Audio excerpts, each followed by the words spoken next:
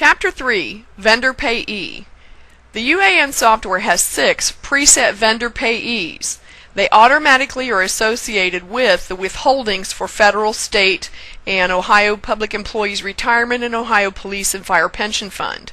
It's going to be important that you know which ones are the preset vendor payees for payroll. We'll go to General, Maintenance, and Vendor Payees. On the screen you're going to see the preset vendor payees, but on your computer you're probably going to see a lot of accounting vendor payees too. Notice the type at the top of the list automatically defaults to the word all. That means it's going to show you all of the vendor payees in the software. You can click on the type and change it to payroll withholdings. If you have never marked any vendor payee available in payroll withholdings, then you're going to see the preset list. If you've been marking vendor payees available in payroll, you're going to see every vendor payee that you have marked available in payroll also. Notice that the preset vendor payees have a description that is in all caps. These preset vendor payees will have to be edited in your software. You must add your tax ID, and if you send payments to the vendor payee, you would edit the name. Nobody sends a payment to the federal tax payee or the state tax payee. Edit the name to what you would send to the check, and to distinguish any payroll vendor payees that you've created from the preset vendors by these caps descriptions. Every one of these will have to be edited to add your tax ID or the OPERS ID, the Bureau of Workers' Compensation ID. So note that in the book on page 5 it explains that you're going to edit each one of the preset vendor payees to, at the very least, add your tax ID. We're going to show you the example of editing a state tax payee. Bob's going to mark state tax payee and click edit. It opens up the form, and we don't send a payment to the state tax payee. We send a payment to the Ohio Department of Taxation. So Bob's going to type for us the Ohio Department of Taxation.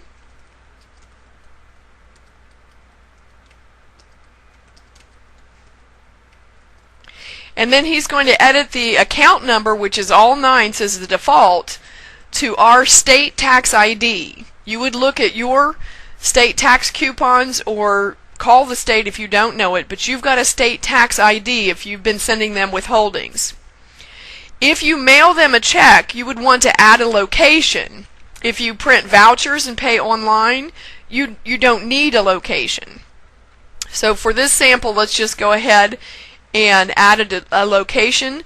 And the description, of course, if you give the descriptions for your payroll items as the payroll withholding, then you'll be able to distinguish that from other locations you might add to the same vendor payee.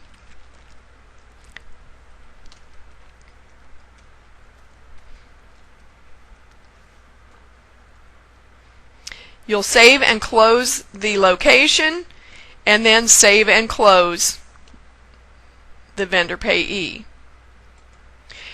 Notice that the state tax payee is gone, and now you can see the Ohio Department of Taxation. So you'll do that to your vendor payees. For our exercise, we're going to show you again. It begins on page 6, the editing of the federal tax payee. So we'll mark federal tax payee and click edit. Change the name. If you mail a check, you might have a different name than if you just print vouchers. But if you mail a check to the IRS, they want the payment made payable to the U.S. Treasury. If you don't mail a payment, you might just put Internal Revenue Service. Bob enters the federal tax ID, and then we click add to put the payroll description. Now, if I'm mailing a payment with my 941, I might want to distinguish the description as the 941 mailing address. If you mail a payment with the 941, you have a different address than when you mail a payment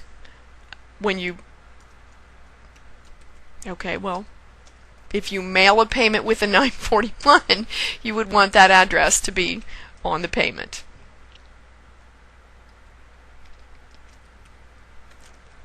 Don't use the address you see on the screen as the address to verify you send your payment to. Always look it up on the IRS website. This is just an example.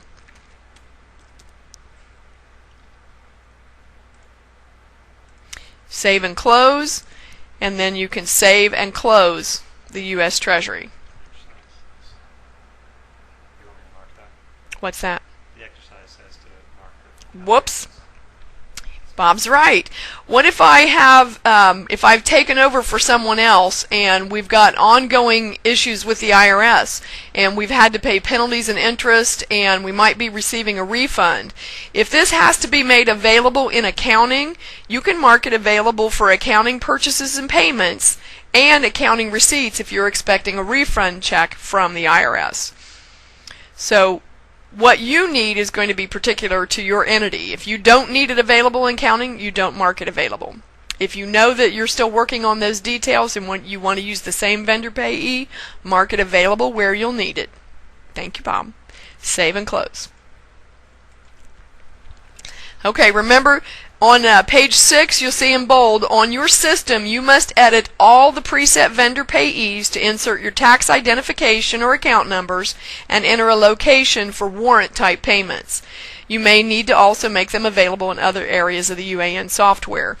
If you have been making your payroll in accounting, the vendor payees that you have for other withholdings, such as garnishments, child support, health insurance, and local taxes, those vendor payees you can edit by changing the type back to all, select those items, and mark them available in payroll withholdings. Again, you would need to add your account numbers and save those. They would already have the locations you need. I need you to understand that the preset vendor payees are attached to the withholdings that are preset in the software for federal and state taxes, OPRs and OPF, and you will not be able to use secondary vendor payees for those purposes. We'll see that later when we look at withholdings. If you have other vendor payees, if something new comes along and you need to add a new withholding, and for our situation it's a local tax, we're going to add the brand new vendor payee before we can add the withholding. And for our example on page 7, we're going to add Buckeye Village Income Tax Department. For those of you that have been making payroll from accounting, you would edit it and pull it into payroll withholdings. But for those of you that need to add it new, we're going to add the Buckeye Village Income Tax Department. And if you follow the same method, you would make the description in large capital letters so that all your payroll vendor payees have the same type of description. When you mark it available for payroll, it's going to require that you fill in an account number. So what account number do you use for your Buckeye Village? Normally for some things it's your federal or state tax ID. Check your records to see what you're filing those reports with and enter that account number in the box. When you're adding a new vendor payee, when you click add for the location, you get a message that says the vendor payee must be saved first. So we'll save now by clicking OK. And in the description, you want to put withholding payment address or payroll withholding. And if you're mailing a check to them, put in the address.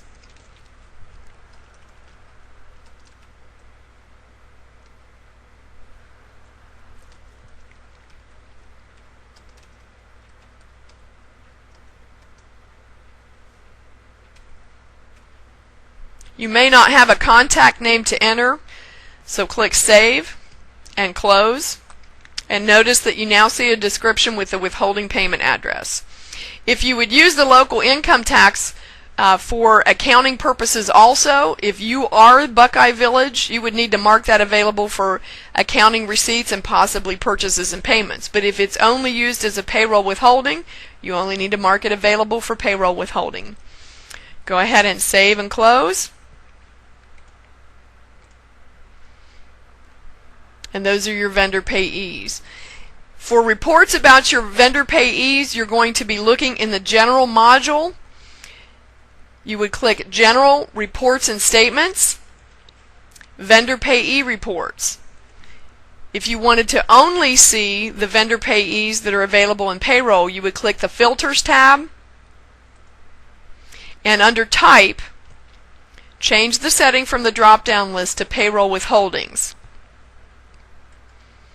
You would see a list of all of the vendor payees that you have marked available in Payroll Withholdings. Go ahead and close the vendor payee reports, and that completes the section on vendor payees.